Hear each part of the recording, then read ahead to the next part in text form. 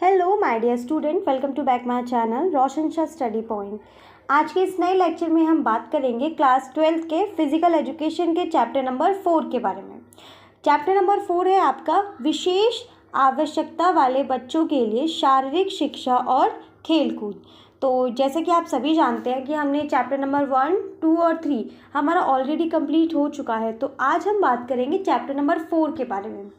तो ये chapter number 4 है वो काफ़ी इंटरेस्टिंग है। मतलब इसमें आप ना जानेंगे बेसिकली कि जो डिसेबल्ड बच्चे होते हैं उनके लिए कौन कौन से स्पोर्ट्स इवेंट्स जो हैं वो ऑर्गेनाइज किए जाते हैं।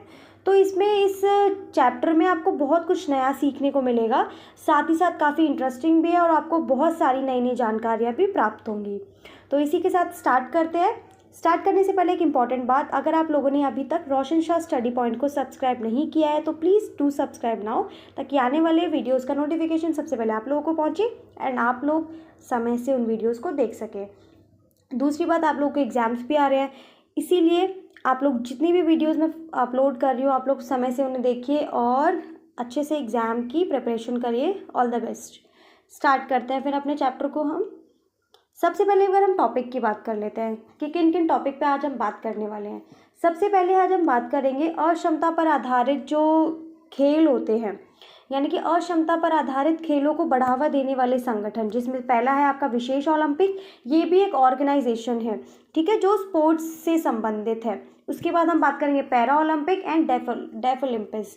तो ये 3 ऑर्गेनाइजेशन जो हैं वो मेन आपके इस चैप्टर में लगे हुए हैं, जिन पे आज हम विस्तार से बात करने वाले हैं, जो कि काफ़ी ज़्यादा इंटरेस्टिंग है एंड बहुत इंपॉर्टेंट भी हैं ये, क्योंकि इनमें से कई बार आपसे शॉर्ट टाइप क्वेश्चन भी पूछ लिया जाता है। तो कई बार आपसे एक आपको दे देंगे एंड आपसे बोलेंगे कि इसमें विस्तार से चर्चा करें। तो इसलिए इस पूरे लेक्चर में हम इसी को कवर करने का प्रयास करेंगे। स्टार्ट करते हैं फिर आज की वीडियो। सबसे पहले हम बात कर लेते हैं अक्षमता पे, क्योंकि आपका जो पूरा चैप्टर है वो है विशेष आवश्यकता वाले बच्चे, यानी कि दिव्यांग, ठीक है, उनके लिए शारीरिक शिक्षा और खेलकूद। तो आपको नाम से ही स्पष्ट हो जा रहा है कि इस चैप्टर में हम उन बच्चों की या हम दिव्यांग जो बच्चे होते हैं उनके बारे में बात करेंगे एंड सेकेंड थिंग, उनसे संबंधित जो उनकी शारीरिक शिक्षा है और खेलकूद उससे संबंधित, यानी कि कौन कौन से ऐसे ऑर्गेनाइजेशन हैं, कौन कौन से इवेंट्स हैं जो उनसे संबंधित चलाए जाते हैं। तो इस चीज़ पे हम बात करेंगे आज। तो सबसे पहले हम अक्षमता का अर्थ समझ लेते हैं एक बार। अक्षमता का मतलब होता है क्षमता की कमी। अक्षमता यानी कि क्षमता की कमी। अब आप सभी जानते हैं कि समाज में कुछ सामान्य तो कुछ असामान्य दोनों प्रकार के जो लोग हैं वो आपको मिलते हैं देखने को। जो सामान्य लोग होते हैं वो अपना जो डेली का काम होता है उसको तो करने में वो समर्थ होते हैं, यानी कि उनका जो डेली का काम है वो स्वयं करने में समर्थ होते हैं। लेकिन जो असक्षम, जो डिसेबल या जो दिव्यांग बच्चे होते हैं वो ऐसे बच्चे होते हैं जो शारीरिक, मानसिक, बौद्धिक रूप से जो बोला जाए तो असक्षम होते हैं, यानी कि वो अपना जो डेली का काम होता है, जो अपना रोज़मर्रा के जो कार्य होते हैं उनको करने में परेशानियां होती हैं। तो अक्षमता का तात्पर्य है किसी व्यक्ति की शारीरिक, मानसिक, बौद्धिक और विकासात्मक या संज्ञानात्मक रूप से अक्षमता के कारण, जिससे वो व्यक्ति जो होता है वो अपने दैनिक कार्यों को करने के लिए दूसरों पर निर्भर होता है। तो आपने देखा ही कि जो सामान्य लोग होते हैं वो अपना कार्य जो होते हैं वो स्वयं कर लेते हैं, परंतु जो असामान्य व्यक्ति होते हैं, जो असक्षम व्यक्ति होते हैं या जो डिसेबल या दिव्यांग होते हैं, उनको अपने कार्य यानी कि अपने जो दैनिक कार्य होते हैं उनके लिए भी उन्हें दूसरों पर निर्भर होना पड़ता है, क्योंकि वो किसी न किसी विकार से, किसी न किसी प्रॉब्लम से ग्रस्त होते हैं। किसी भी प्रकार की शारीरिक अथवा मानसिक या असक्षमता के से ग्रस्त जो व्यक्ति होते हैं उनको दिव्यांग कहा जाता है। यानी कि कोई भी जो शारीरिक या फिर मानसिक या अक्षमता से ग्रस्त जो व्यक्ति होते हैं उन्हें हम दिव्यांग कहते हैं। और इस चैप्टर में हम बात करेंगे कि ऐसे कौन कौन से स्पोर्ट्स इवेंट्स हैं जो उनके लिए चलाए जाते हैं, क्योंकि सामान्य लोगों के लिए तो बहुत सारे इवेंट्स हैं, बहुत सारे प्रोग्राम्स हैं जो चलाए जाते हैं। इसी को देखते हुए बहुत सारे आजकल वर्तमान समय में तो बहुत सारे ऐसे ऑर्गेनाइजेशंस हैं जो केवल और केवल जो डिसेबल स्टूडेंट होते हैं या फिर जो स्पेशल नीड वाले बच्चे होते हैं उनके लिए चलाए जाते हैं विशेषकर।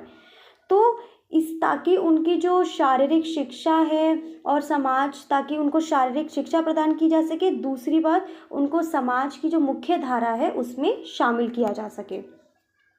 बहुत सारे ऑर्गेनाइजेशन हैं जिसमें से आप केवल 3 ऑर्गेनाइजेशन के बारे में बात करेंगे जो मेन हैं। सबसे पहले आप जो फर्स्ट ऑर्गेनाइजेशन की बात करेंगे वो है विशेष ओलंपिक। विशेष ओलंपिक जो है वो एक ऐसा ओलंपिक या ऐसा ऑर्गेनाइजेशन है जो दुनिया भर में बौद्धिक रूप से असक्षम जो बच्चे होते हैं या जो वयस्क होते हैं उनके लिए साल भर ओलंपिक की तर्ज पर खेल प्रतियोगिताएं आयोजित करता है और उन्हें प्रशिक्षण देता है। तो आप देख सकते हैं कि एक ऐसा ऑर्गेनाइजेशन जो बौद्धिक रूप से जो असक्षम बच्चे हैं उनको 1 साल या साल भर के लिए ओलंपिक है उसकी तर्ज पर खेल प्रतियोगिताएं आयोजित करता है उनके लिए। सेकंड, उनको प्रशिक्षण देता है। अगर हम बात करें विशेष ओलंपिक की कि इसकी शुरुआत कब हुई, तो विशेष ओलंपिक की शुरुआत संयुक्त राज्य अमेरिका के पूर्व राष्ट्रपति जॉन एफ कैनेडी की जो बहन है यूनिस कैनेडी श्राइबर द्वारा की गई। यानी कि जो विशेष ओलंपिक की जो शुरुआत है वो अमेरिका के या संयुक्त राज्य अमेरिका कह सकते हैं उनके जो राष्ट्रपति हैं जॉन एफ कैनेडी के जो सिस्टर थी यूनिस कैनेडी उनके द्वारा की गई। इसका जो पहला मतलब कब आयोजित किया गया था, तो ये 1968 में शिकागो के सोल्जर फील्ड में आयोजित किया गया था और ये 1 दिन का ग्रीष्मकालिक शिविर था। यानी कि सबसे पहले अगर हम बात करें तो यूनिस कैनेडी द्वारा इसकी स्थापना की गई, इस विशेष ओलंपिक ऑर्गेनाइजेशन की। इसको सबसे पहले यानी कि पहला अंतर्राष्ट्रीय विशेष जो ओलंपिक था वो जुलाई 1968 में शिकागो के सोल्जर फील्ड में आयोजित किया गया और ये 1 दिन का था। यानी कि जो ये इवेंट था वो 1 दिन का था। इसमें क्या था, इसमें जो डिसेबल जो बच्चे थे उन्होंने इसमें पार्टिसिपेट किया और उस समय कनाडा और अमेरिका के लगभग 1000 खिलाड़ियों ने इसमें भाग लिया था। तो आप देख सकते हैं कि उस समय कब की बात है, 1968 की, कि इस समय से ही मतलब जो यूएसए के जो प्राइम प्रेसिडेंट है उनकी सिस्टर ने एक ऑर्गेनाइजेशन शुरू किया जो किससे संबंधित था, जो विशेष ओलंपिक से संबंधित था, जिसमें केवल जो विशेष नीडी जो बच्चे होते हैं वो केवल इसमें पार्टिसिपेट कर सकते थे। और ये 1 दिन का ग्रीष्मकालिक शिविर था जिसमें कनाडा और अमेरिका के 1000 खिलाड़ियों ने भाग लिया। क्योंकि ये उस समय सीमित था इसीलिए इसमें कनाडा और केवल अमेरिका के खिलाड़ियों ने ही भाग लिया। इसके अतिरिक्त क्या था कि ये जो ओलंपिक यानी कि जो विशेष ओलंपिक था इसके कुछ लक्ष्य थे। सबसे पहला इसका लक्ष्य था कि बौद्धिक जो अक्षमता होती है या जो असमर्थता होती है, बौद्धिक अक्षमता या असमर्थता वाले बच्चों और वयस्कों के लिए खेल प्रतियोगिताओं का आयोजन करना और उन्हें प्रशिक्षण देना। इसका प्रथम उद्देश्य था कि जो विशेष बौद्धिक, क्योंकि हमने जाना कि ये जो ऑर्गेनाइजेशन था वो बौद्धिक रूप से जो असक्षम व्यक्ति थे उनके लिए चलाया गया था। तो क्या था कि जो भी बौद्धिक रूप से जो असक्षम जो असमर्थ बच्चे थे उनके लिए खेल प्रतियोगिताओं का आयोजन करना और उन्हें प्रशिक्षण करना, यानी कि उन्हें प्रशिक्षित करना। इसके अलावा उनकी शारीरिक पुष्टि को विकसित करना और अपने हौसले का प्रदर्शन करना तथा खुशी का अनुभव करना और विशेष ओलंपिक समुदाय से मित्रता करने के निरंतर अवसर प्रदान करना। क्योंकि आपने देखा जो जैसे डिसेबल जो बच्चे होते हैं 1968 के बाद भी बहुत या उससे पहले भी कई सारे ऐसे खेल प्रतियोगिताएं आयोजित की गई होंगी जो केवल दिव्यांग बच्चों के लिए होंगी। लेकिन 1968 के बाद जब इतने बड़े लेवल पे एक ऑर्गेनाइजेशन की स्थापना हुई जो केवल स्पेशल स्टूडेंट्स के लिए है, तो एक बहुत बड़ा रोल प्ले करता है। इसीलिए इसका मुख्य उद्देश्य था कि जो दिव्यांग बच्चे हैं उनको शारीरिक रूप से विकसित करना और उनको खुशी का अनुभव प्रदान करना, ताकि वो लोग अगर जीतते हैं या फिर मतलब कई बार क्या होता है ना, जब हम किसी स्पोर्ट्स इवेंट में मतलब उनको भी लगे कि हमारे लिए हम कुछ स्पोर्ट्स से संबंधित जो प्रोग्राम है वो चलाए जा रहे हैं, तो इससे क्या उनको खुशी का अनुभव कराना, विशेष ओलंपिक जो समुदाय है उससे मित्रता कराने के जो बहुत सारे अवसर हैं उनको प्रदान करना।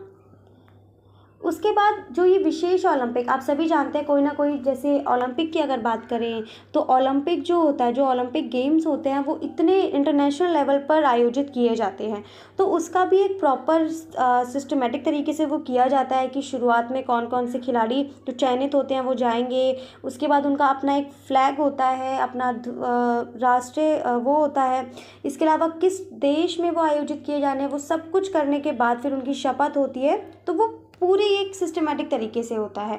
इसी प्रकार से जो स्पेशल ओलंपिक होते हैं वो भी, मतलब कौन इसमें पार्टिसिपेट कर सकता है, इसके अलावा उनका जो उनके क्या लक्ष्य है, किस लक्ष्य से इन गेम्स को आयोजित किया जा रहा है, और जब जो भी पार्टिसिपेंट्स इसमें पार्टिसिपेट करते हैं उनको कौन सी शपथ दिलाई जाती है। तो सब जो शपथ दिलाई जाती है वो है, मुझे जीतने दो, लेकिन यदि मैं जीत नहीं सकता तो मुझे वीरता या बहादुरी के लिए प्रयास करने दो। मतलब आप देख रहे हैं कि इनकी शपथ कितनी ज़्यादा, एक देखा जाए तो प्रेरणादायक है कि मुझे जीतने दो, लेकिन यदि मैं जीत नहीं सकता तो मुझे वीरता या बहादुरी के लिए प्रयास करने दो। तो इस प्रकार से आप देख सकते हैं ये विशेष ओलंपिक का एक फ्लैग है, एंड आप देख सकते हैं कि इसमें किस प्रकार से ये ओलंपिक से ही थोड़ा बहुत मिलता जुलता है, लेकिन पूरी तरीके से नहीं। उसके बाद अगर हम बात करें तो विशेष ओलंपिक की हमारी बात हो गई।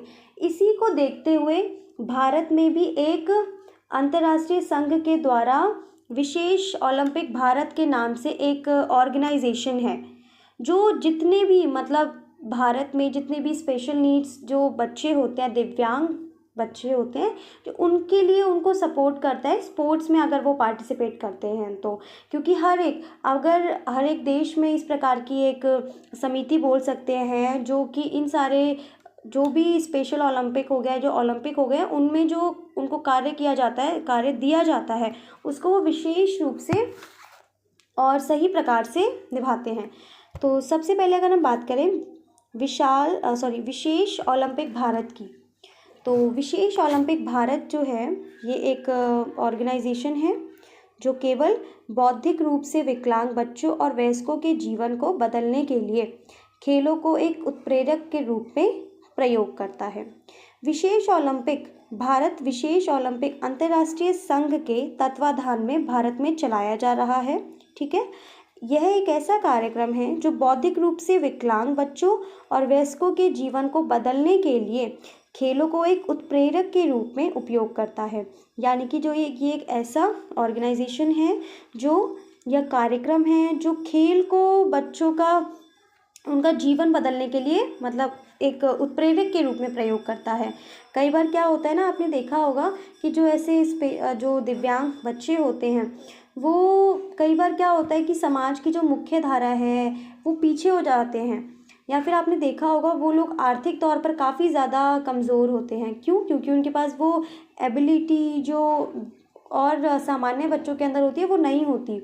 इसीलिए तो इस चीज़ को ध्यान में रखते हुए विशेष ओलंपिक भारत एक ऐसा कार्यक्रम है जो बौद्धिक रूप से विकलांग बच्चों और जो वयस्क होते हैं उनके जीवन को बदलने के लिए खेल को एक उत्प्रेरक के रूप में प्रयोग करता है। वर्तमान में स्पेशल ओलंपिक भारत सरकार द्वारा मान्यता प्राप्त एक राष्ट्रीय खेल महासंघ है। यानी कि वर्तमान समय की अगर बात करें तो इसको भारत सरकार द्वारा मान्यता प्राप्त हो चुकी है कि ये एक राष्ट्रीय खेल महासंघ है। यानी कि ये नेशनल लेवल पर लोगों को, यानी कि जो डिसेबल बच्चे हैं उनको प्रशिक्षित करता है और उनके लिए खेलों का आयोजन करता है। यदि हम इसकी बात करें कि इसका कब शुरुआत की गई थी, तो इसका मुख्य उद्देश्य भारत में विशेष ओलंपिक कार्यक्रम आयोजित करना। इसका मुख्य उद्देश्य क्या है? भारत में विशेष ओलंपिक कार्यक्रमों का आयोजन करना, जिससे कि जितने भी स्पेशल नीडी जो बच्चे हैं वो इसमें पार्टिसिपेट कर सकें और उनके जीवन में बदलाव आ सके।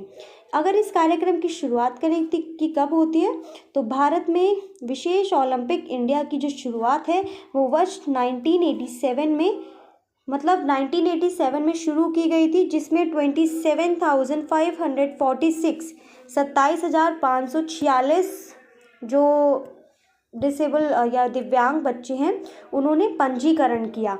और फिर अगर बात करें 2001 में, तो इसका नाम बदलकर विशेष ओलंपिक भारत रख दिया गया। यानी कि शुरुआत में इसका नाम था विशेष ओलंपिक इंडिया, जो बाद में 2001 में परिवर्तित करके विशेष ओलंपिक भारत कर दिया गया। वर्तमान समय की यदि हम बात करें तो वर्तमान समय में 8,50,000 जो हैं वो पंजीकृत एथलीटों के साथ बौद्धिक रूप से अक्षम लोगों के लिए देश के सबसे अच्छे खेल कार्यक्रमों में से एक है। यानी कि वर्तमान समय में करीब इसमें 8,50,000 तक जो एथलीट्स हैं वो इसमें पंजीकृत करते हैं। तो आप देख सकते हैं कितनी जल्दी इसने ग्रो किया है। और आज के समय में तो, क्योंकि ये जो वर्तमान समय की बात कर रहा है, वर्तमान समय में थोड़ा सा आंकड़े जो हैं ऊपर नीचे हो जाते हैं, लेकिन 8 लाख संख्या बहुत ज़्यादा मायने रखती है। इससे आप समझ सकते हैं कि वो ऐसे विशेष जो बच्चे होते हैं उनको एक मौका दे रहा है कि वो आके अपने प्रतिभा को निखार सके और उनको प्रशिक्षित कर रहा है ताकि वो अपना जीवन बेहतर कर सके खेल के माध्यम से। और इसका जो वो है वो आप देख सकते हैं इस प्रकार से है, स्पेशल ओलंपिक भारत, इसका जो ये पूरा लोगो है। एंड विशेष ओलंपिक की अगर हम बात करें तो एक बार हम उसके मुख्य उद्देश्यों की भी बात कर लेते हैं। इसका उद्देश्य, प्रथम उद्देश्य है कि भौतिक रूप से जो अक्षम बच्चे हैं और जो वयस्क हैं उनके लिए साल भर के लिए प्रशिक्षण प्रदान करना। यानी कि जो ये महासंघ है, जो ये विशेष ओलंपिक भारत जो एक अंतर्राष्ट्रीय कार्यक्रम है, ये जो असक्षम बच्चे होते हैं या जो वयस्क होते हैं उनको 1 साल के लिए प्रशिक्षित करता है। किसी भी खेल के लिए उनको प्रशिक्षण प्रदान करेगा, उसके बाद प्रशिक्षण प्रदान करता है, उनके लिए खेल जो कार्यक्रम है उसका आयोजन करता है। साहस, खुशी, योग्यताओं का प्रदर्शन करने का अवसर प्रदान करता है। यानी कि जो ऐसे जो कार्यक्रम होते हैं, इन कार्यक्रमों के कारण क्या होता है, ऐसे लोगों को अपने साहस, खुशी, योग्यताओं का प्रदर्शन करने का अवसर प्रदान होता है, जो कि उनके सर्वांगीण विकास के लिए अति आवश्यक है। इसके अलावा असक्षम लोगों को समाज की मुख्य धारा में शामिल करना। इस कार्यक्रम का एक अन्य उद्देश्य बौद्धिक रूप से जो असक्षम लोग हैं उनको समाज की मुख्य धारा में शामिल करने का भी है, क्योंकि वो किसी ना किसी प्रॉब्लम के कारण समाज की मुख्य धारा में जुड़ नहीं पाते हैं, जिसके कारण वो पीछे होते जाते हैं। इसीलिए ये जो कार्यक्रम है इसकी शुरुआत की गई ताकि जो विशेष बच्चे हैं उनको समाज की मुख्य धारा में शामिल किया जा सके और वो समाज में या समय या जो भी चीज़ें हैं उनको फेस कर सके और समाज के साथ एक साथ चल सके। अगर इसकी बात करें तो इसके कुछ लक्ष्य भी हैं, जैसे बौद्धिक योग्यता और समस्त बच्चों, मतलब समस्त जो असक्षम बच्चे हैं और जो वयस्क हैं उनके लिए खेल प्रशिक्षण प्रोवाइड कराना। सेकंड, प्रतियोगिताओं का आयोजन करना, मतलब वो जो बच्चे हैं, आपने समझा था पहले कि 1 साल के लिए वो जो ये कार्यक्रम है वो उनको 1 साल के लिए 1 साल तक प्रशिक्षित करेगा। यानी कि उनको खेलों के बारे में उनको प्रशिक्षित करेगा, शिक्षित करेगा। साथ ही साथ उनके लिए शिक्षित करने के पश्चात उनको प्रतियोगिताएं जो हैं उनके लिए वो आयोजित करेगा ताकि वो बच्चे जो हैं वो उसमें अपना बेस्ट दे सकें और उन प्रतियोगिताओं में पार्टिसिपेट कर सकें। सेकंड, अन्य विशेष ओलंपिक समुदाय से मित्रता करने में निरंतर अवसर प्रदान करना। और दूसरा, इसका तीसरा लक्ष्य है कि जो अन्य विशेष ओलंपिक समुदाय के जो लोग हैं उनसे मित्रता करने के निरंतर अवसर प्रदान करना। इसके अलावा शारीरिक पुष्टि को विकसित करना। शारीरिक पुष्टि जो होती है वो एक बहुत जो विशेष बच्चे होते हैं उनके लाइफ में काफ़ी इम्पोर्टेंट रोल प्ले करती है। तो जब वो किसी न किसी स्पोर्ट में पार्टिसिपेट करते हैं, प्रशिक्षित उनको किया जाता है, इससे उनकी शारीरिक पुष्टि जो होती है वो काफ़ी ज़्यादा विकसित होती है। तो इस प्रकार से हमारा जो विशेष ओलंपिक है वो टॉपिक कंप्लीट होता है। अब हम सेकंड जो स्पोर्ट इवेंट की बात करते हैं वो है पैरालंपिक्स गेम्स। इसका जो साइन है वो आप देख सकते हैं, जिसमें 3 कलर हैं, रेड, ब्लू और ग्रीन। सबसे पहले हम इसके शब्द की बात करते हैं, इसका मतलब क्या होता है। पैरालंपिक जो शब्द है वो उत्पत्ति जो पैरालंपिक शब्द की जो उत्पत्ति है वो ग्रीक भाषा के पैरा शब्द से हुई है, जिसका अर्थ होता है समरूप अर्थात समान। ठीक है, तो ये जो समरूप है यानी कि पैरा का मतलब होता है समान। ये जो पैरा ओलंपिक गेम हैं वो ओलंपिक खेलों के समरूप ही माने गए हैं। समरूप यानी कि इन गेम्स को ना जहाँ ओलंपिक खेल आयोजित किए जाते हैं वहीं इनको भी आयोजित किया जाता है, सेम प्रोसेस होता है, सेम सारी चीज़ें होती हैं, इसीलिए इनको पैरा ओलंपिक कहा गया है। ठीक है, तो इन्होंने कहा है कि ओलंपिक खेलों के समरूप ही माना गया, यानी कि सब कुछ समरूप यानी कि समान रूप से ये ओलंपिक के समान है। यह शब्द जो है वो ओलंपिक और पैरा ओलंपिक आंदोलनों की जो समरूपता है, समानता और समरूपता को दर्शाता है, यानी कि पैरा ओलंपिक और जो ओलंपिक में क्या क्या समानता है, क्या क्या समरूपता है, उन दोनों को ये दर्शाता है। पैरा ओलंपिक के जो जनक हैं वो डॉक्टर गेटमैन को माना जाता है, यानी कि डॉक्टर गेटमैन ने पैरा ओलंपिक की शुरुआत की। इसके पीछे एक छोटी सी स्टोरी है कि 29 जुलाई 1948 को जिस दिन लंदन में ओलंपिक खेलों की शुरुआत होती है, यानी कि जिस दिन लंदन में ओलंपिक खेलों की शुरुआत का फर्स्ट डे था, उस दिन इन्होंने एक व्हील चेयर एथलीट के लिए प्रतिस्पर्धा का आयोजन किया। तो इसी दिन से क्या हुआ, और इस प्रतियोगिता को उन्होंने स्टोक मैंडविले के नाम से संबोधित किया। अब ये जो प्रतियोगिता थी वो इतनी ज़्यादा फेमस हुई, इतनी ज़्यादा प्रसिद्ध हुई कि ये पैरा ओलंपिक खेलों के इतिहास में मील का पत्थर साबित हुई। यानी इतनी ज़्यादा ये प्रतियोगिता जो है, ये जो आयोजन उन्होंने किया था वो इतना ज़्यादा सक्सेसफुल रहा कि इसने पैरा ओलंपिक खेलों के इतिहास में एक मील का पत्थर इसने साबित कर दिया था। ये उस समय जब ये आयोजित किया गया था तो इसमें कुल 16 विकलांग खिलाड़ियों ने भाग लिया, जिसमें महिलाएं भी शामिल थी। और ये जो गेम था, यानी कि जिस गेम में उन्होंने पार्टिसिपेट किया था वो था तीरंदाजी। तो तीरंदाजी पे इन्होंने पार्टिसिपेट किया, जिसमें कुल 16 प्रतिभागी थे और उसमें महिलाएं भी शामिल थीं। क्या होता है उसके बाद कि 1950 में, मतलब पहले तो 1948 में इन गेम्स का आयोजन किया गया। उसके 2 साल बाद 1950 में क्या हुआ कि इस गेम का, यानी कि पैरा ओलंपिक जो गेम है उनका दोबारा से आयोजन किया गया, जिसमें हॉलैंड के जो पूर्व सैनिक हैं उन्होंने भी भाग लिया। और इसी समय से पैरा ओलंपिक का नाम बदलकर अंतर्राष्ट्रीय स्टोक मैंडविले रख दिया गया। तो आप देख सकते हैं कि 1948 से शुरू हुआ और 1950 में ये इतना ज़्यादा पॉपुलर हो गया कि इसको दोबारा आयोजन करने की आवश्यकता पड़ी। और इसमें हॉलैंड के जो पूर्व सैनिक थे उन्होंने भी इसमें पार्टिसिपेट किया। उसके बाद क्या होता है, यह खेल आगे जाके 1960 में आयोजित किया गया, और जब 1960 में इसका आयोजन किया गया तो ये प्रथम पैरा ओलंपिक खेलों के नाम से प्रसिद्ध हुआ। इसमें कुल 23 देशों के 400 विकलांग खिलाड़ियों ने भाग लिया था। और अगर हम इस खेल की बात करें कि कितने टाइम पीरियड में होता है, तो ये हर 4 साल के अंतराल में ये जो पैरा ओलंपिक गेम है वो आयोजित किए जाते हैं।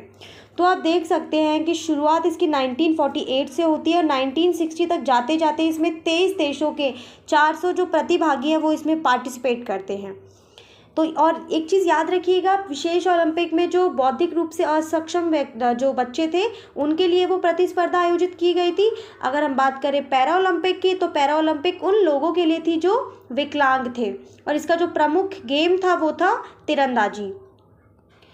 पैरा ओलंपिक जो आंदोलन था, पैरा ओलंपिक आंदोलन को और व्यवस्थित रूप देने के लिए, यानी कि उसको सुव्यवस्थित रूप से चलाने के लिए 22 सितंबर 1989 को जर्मनी में अंतर्राष्ट्रीय पैरा ओलंपिक संघ की स्थापना की गई। कि पैरा ओलंपिक जो आंदोलन है उसकी देखरेख करने के लिए, उसको व्यवस्थित रूप से चलाने के लिए 1989 में जर्मनी में अंतर्राष्ट्रीय पैरा ओलंपिक की स्थापना की गई। और पैरा ओलंपिक खेलों का आयोजन उन्हीं शहरों और स्थानों में किया जाता है जहां पर ओलंपिक खेलों का आयोजन किया जाता है। पैरा ओलंपिक पे हमने बात की थी कि पैरा ओलंपिक का मतलब था कि ओलंपिक के समान, यानी कि इन गेम्स का भी आयोजन, इन गेम्स का जो भी फॉर्मेशन होगा वो सारा किसके समान होगा, ओलंपिक खेलों के समान। तो इनका जो आयोजन है वो उसी स्थान पर होता है जहाँ पे ओलंपिक खेलों का आयोजन किया जाता है। इस कारण से पैरा ओलंपिक खेलों को अंतर्राष्ट्रीय स्तर पर बहुत ख्याति प्राप्त हुई। इसी कारण क्या हुआ, जो पैरा ओलंपिक जो गेम्स थे उनको इंटरनेशनल लेवल पे काफ़ी ज़्यादा प्रसिद्धि प्राप्त हुई, क्योंकि वो ओलंपिक जो कि एक अंतर्राष्ट्रीय स्तर पर बहुत ज़्यादा महत्वपूर्ण खेल प्रतिस्पर्धा मानी जाती है, उसके समान ही उसको एक विश्व ख्याति जो है वो प्राप्त हुई। यदि हम इसकी बात करें इसके फ्लैग की, तो आप लोग देख सकते हैं इसके फ्लैग में 3 कलर होते हैं, रेड, ब्लू एंड ग्रीन। लाल, नीला और हरा रंग जो लगभग सभी देशों के झंडे में मुख्य रूप से होता है, उन्हें पैरा ओलंपिक खेलों के प्रतीक के रूप में अपनाया गया। यानी कि पैरा ओलंपिक खेल का प्रतीक क्या है, लाल, नीला और हरा जो झंडा है उनका। यदि हम बात करें पैरा ओलंपिक की बात, तो हमने कर ली। पैरा ओलंपिक याद रखिएगा आप लोग, पैरा ओलंपिक उन लोगों के लिए आयोजित किया गया था जो विकलांग थे, ठीक है। इसका मुख्य गेम था तीरंदाजी। अब नेक्स्ट बात करें हम डेफ ओलंपिक, तो डेफ से समझ में आ ही रहा है, जो बधिर यानी कि जो सुन नहीं सकते हैं, ऐसे जो एथलीट होते हैं उनको, उनके लिए जो खेल कार्यक्रम जो आयोजित किया गया था उसे हम डेफ ओलंपिक्स कह सकते हैं। डेफ ओलंपिक्स जो है वो अंतर्राष्ट्रीय ओलंपिक समिति द्वारा ही स्वीकृत एक ऐसा कार्यक्रम है जिसमें बधिर जो एथलीट होते हैं वो अपने खेल प्रतिभा का प्रदर्शन करते हैं और अन्य खिलाड़ियों के लिए प्रतिस्पर्धा करते हैं।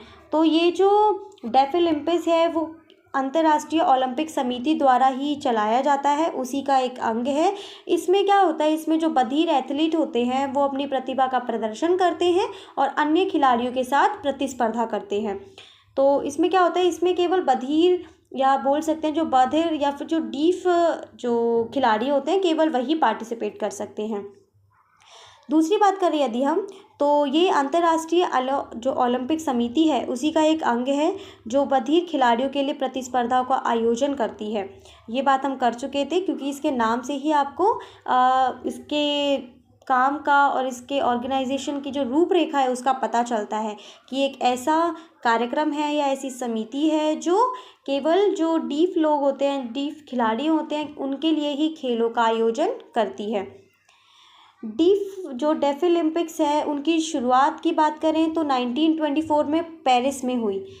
तो 1924 में पेरिस में डीफ ओलंपिक्स की शुरुआत हुई, जिसमें मात्र 148 खिलाड़ियों ने भाग लिया था।